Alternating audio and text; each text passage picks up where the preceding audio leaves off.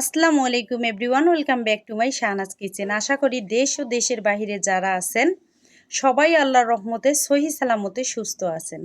শাহনাজ কিচেনের পক্ষ থেকে আপনাদের সবাইকে আগামী ঈদ মোবারক। সবার ঈদ ভালো কাটুক, দোয়া ও শুভকামনা রইল। এতক্ষণে আপনারা হয়তোবা বুঝেই গেছেন আজকের রেসিপিটি কি নিয়ে। আপনারা যারা এই সেমাইটি বানানো ঝামেলা মনে করেন, আজকের ভিডিওটি তাদের জন্য। আপনারা যদি ভিডিওটি পুরোপুরি ফলো করেন, ইনশাআল্লাহ খুবই সহজভাবে তৈরি করে নিতে পারবেন। এই সেমাইটি স্বাদেই যে অতুলনীয় তা না, স্বাস্থ্যসম্মত।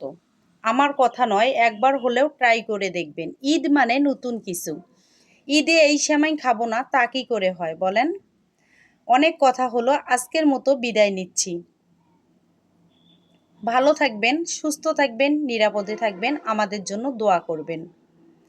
আমার ভিডিওগুলো শুধুই আপনাদের জন্য। আমার ভিডিওগুলো যদি আপনাদের ভালো লাগে অবশ্যই ফলো ও শেয়ার দিয়ে আমার পাশে থেকে অন্যকে দেখার সুযোগ করে দিবেন। আল্লাহ হাফেজ। তিনজন ব্যক্তির দোয়া ফেরত দেয়াই হয় না, তার মধ্যে একজন হচ্ছে যে ব্যক্তি রোজাদার, রোজা রেখেছে, দোয়া করছে। রোজাদারের জন্য দুইটা আনন্দের মুহূর্ত আছে। একটা হচ্ছে ইফতারের সময় যখন সে ইফতার করে, একটা হচ্ছে যখন এর প্রতিদান আল্লাহ পাক দিবেন পরকালে, ওই সময়টা সে অত্যন্ত খুশি। তিনজন ব্যক্তির দোয়া ফেরত দেয়াই হয় না, তার মধ্যে একজন হচ্ছে যে ব্যক্তি রোজাদার, রোজা রেখেছে, দোয়া করছে। রোজাদারের জন্য দুইটা আনন্দের মুহূর্ত আছে। একটা হচ্ছে ইফতারের সময় যখন সে ইফতার করে, একটা হচ্ছে যখন এর প্রতিদান আল্লাহ পাক দিবেন পরকালে, ওই সময়টা সে অত্যন্ত খুশি। তিনজন ব্যক্তির দোয়া ফেরত দেয়াই হয় না, তার মধ্যে একজন হচ্ছে যে ব্যক্তি রোজাদার, রোজা রেখেছে, দোয়া করছে। রোজাদারের জন্য দুইটা আনন্দের মুহূর্ত আছে। একটা হচ্ছে ইফতারের।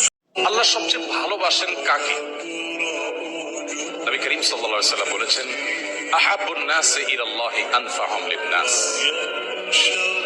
আল্লাহর কাছে সবচেয়ে প্রিয় মানুষ সেই সকল মানুষ যারা সবচেয়ে বেশি মানুষের উপকারে আসে, সবচেয়ে বেশি